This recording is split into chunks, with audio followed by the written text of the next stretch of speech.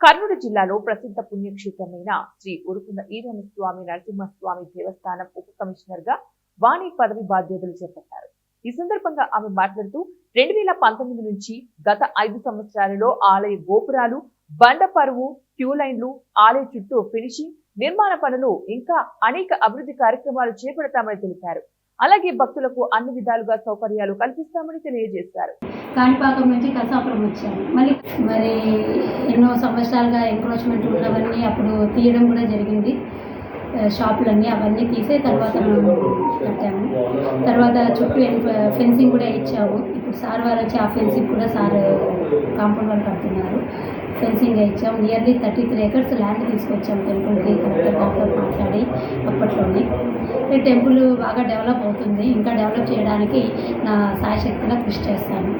మన టెంపుల్ నేను 2019లో వచ్చినప్పుడు ఒక చిన్న 6 feet టెంపుల్ లాగా ఉండింది. నేను వెళ్ళేటప్పుడు 5 సంవత్సరాల్లో ఒక పుణ్యక్షేత్రం లాగా మారింది. ఈ గుడి ఇంకా డెవలప్ అవుతుంది కాబట్టి భక్తులు కూడా దినదినంగా పెరుగుతున్నారు.